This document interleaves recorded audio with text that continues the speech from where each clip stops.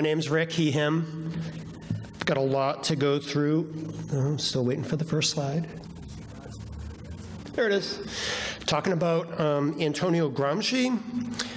It's a lot to get through in 10 minutes, so I'm going to talk fast, but that's okay. I'm from Boston, and I talk fast anyway, so I'm just going to jump in and respect everyone's time.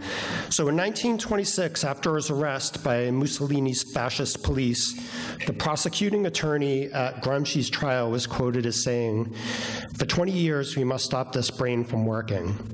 And while Gramsci would remain in prison from 1926 until his death in 1937, his brain went on working and developing Marxist thought in a brilliant collection of writings known as the Prison Notebooks.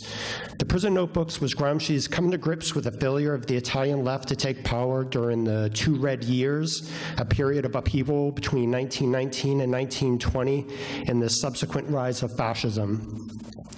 In this Red Talk, first I'll give some background on Gramsci and his leadership role in the Italian Socialist Party, primarily during the 2 Red Years, and then later as leader of the Italian Communist Party during a time of reaction and with the rise of fascism. And we'll discuss how those events shaped Gramsci's political thinking, particularly around the concept of hegemony. So first, for a little background, Gramsci was born in Sardinia, Italy in 1891. He was an extremely bright student, and by 1913, while a student at the University of Turin, he became active in the Italian Socialist Party.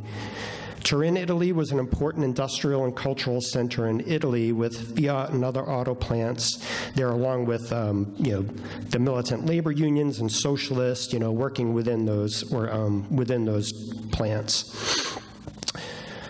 By September 1917, Gramsci is in a leadership position in the Socialist Party in Turin and editor of the newspaper Cry of the People. And these years in Turin are crucial to Gramsci's political development. With World War I ended and workers inspired by the Russian Revolution, 1919 marks the beginning of the 2 Red Years. So in 1919, the Italian Socialist Party was huge, with over 200,000 members in a country of only 40 million. So to put that in perspective for the US today, with a population of 327 million, that would be the equivalent to a socialist organization of 1,635,000 members, many of those working class people, integrated into their unions and workplaces. In the summer of 1919, Turin erupts in a series of strikes and factory occupations. In June 1919, Gramsci wrote an article in the socialist newspaper, The New Order, titled Workers' Democracy, which advocated for the formation of workshop committees and regional worker and peasant councils, much like the system that had been set up in Soviet Russia in the early days. The movement peaked around September of 1920, culminating in the Red Sunday with 500,000 workers participating in mass strikes, factory occupations, and calling for worker control. But the movement was never generalized across the entire country, and the revolutionary wave faded as the economy went into a tailspin. At this point, in about 1921, the Socialist Party splits, with a minority faction, including Gramsci, forming the Communist Party in Italy. And reflecting back on this split in 1923, Gramsci called it, without a doubt, reaction's greatest triumph. In 1922, Mussolini and the fascists marched on Rome and took power in Italy. In the Prison Notebooks, Gramsci would reflect, thank you, on the fascist seizure of power and write this often quoted line: "The crisis consists precisely in the fact that the old is dying and the new cannot be born. In this interregnum, a great variety of morbid symptoms appear." And there was sharp disagreement within the Communist Party of Italy around anti-fascist strategy. On the one side, Amadeo Bordiga, a left communist and parliamentary abstentionist, and a leader of the Communist Party from 1921 to 1924, believed that fascism was a symptom of capitalist crisis and that it would either collapse or be overthrown on its own. Kind of like the attitude was first them and then we'll take over. a disastrous strategy. And Gramsci, on the other hand, was for the United Front strategy, which had been adopted by the Communist International in 1922. The United Front was a proposed tactical alliance between revolutionary and non-revolutionary workers at the party and at the trade union level. So this period from 1917 to about 1921 was the high watermark for the socialist and communist movement, but in all cases except for Russia, full frontal attack on the capitalist state fails. In Italy, the disunity between the socialist and communist parties leaves the workers' movement in disarray. And at this moment, the fascist party, led by Benito Mussolini, led a march on Rome in 1922 and began consolidating power. And by 1926, the fascists have Gramsci arrested despite having parliamentary immunity, and all opposition parties are banned. Between 1929 and 1935, Gramsci began writing what would become known as the prison notebooks. And after a movement as momentous as the 2 Red Years, and that capitalism was able to withstand these frontal assaults, or what in the prison notebooks Gramsci refers to as the war of maneuver, Gramsci realizes that in the West, a new analysis and a new strategy is necessary. So speaking of Russia in 1917, Gramsci writes, in the East, meaning Russia, the state was everything. Civil society was primordial and gelatinous. In the West, there was a proper relation between the state and civil society, and when the state trembled, a sturdy structure of civil society was at once revealed. The state was only an outer ditch behind which stood a powerful system of fortresses and earthworks. Civil society is all those institutions that give the current order legitimacy, such as religion, the press, education, the family, etc. Based on the writings of Marx and Engels, many socialists believed that a workers' revolution was just around the corner, and to be fair to Marx and Engels, after the revolutionary wave in 1848, this belief had merit. But decades later, capitalism was as strong as and entrenched as ever, despite years of socialist organizing and agitation.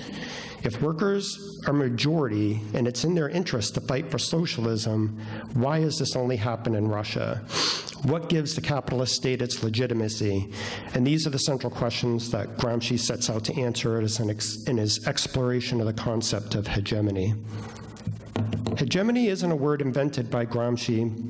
In fact, the Bolsheviks and Lenin had been applying the term as a way of describing the need for leadership of the relatively small proletariat over the peasant masses that greatly outnumbered them. Gramsci expands on the concept in 2 ways.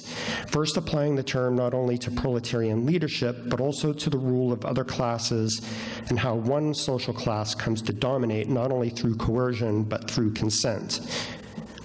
Secondly, hegemony comes to mean cultural, moral, ideological leadership over the allied and subordinate groups.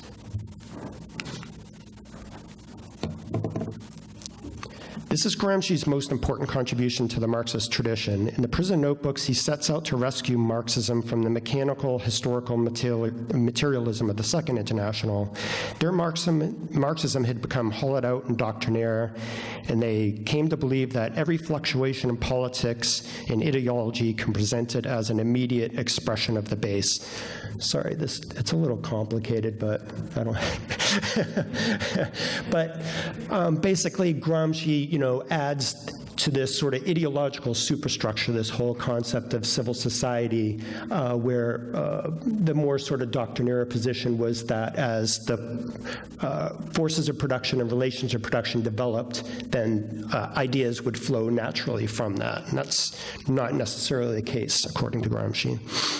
So one example of a hegemonic project often cited hegemonic project is the rise of neoliberalism in the late 1970s. 30 seconds. I'm going to go a little bit over. British cultural theorist Stuart Hall recognized that the new right was engaged in a project not just to win electoral, I'll just talk faster, but to redefine common sense. Hall said, most political leaders don't seek to establish hegemony. The Thatcher experiment was extremely unusual. The same applies to Reagan in the US.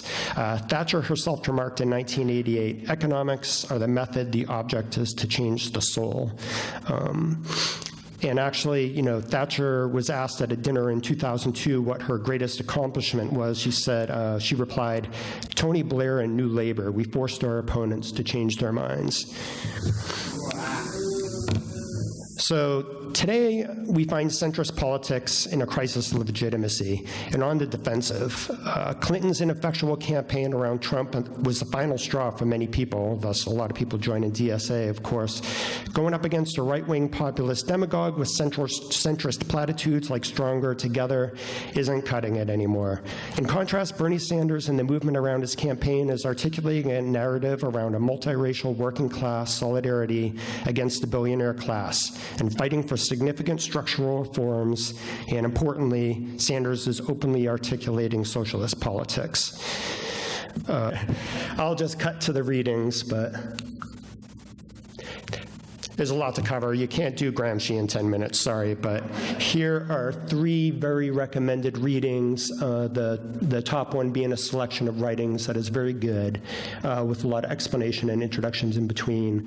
Hegemony How To by Jonathan Smucker, which I definitely recommend, but to read critically. And the piece that is a good complement is Politics Without Politics by Chris Maesano and Jacobin, which discusses some of the shortcomings of Smucker's left populism. That's it. Thank you, Rick.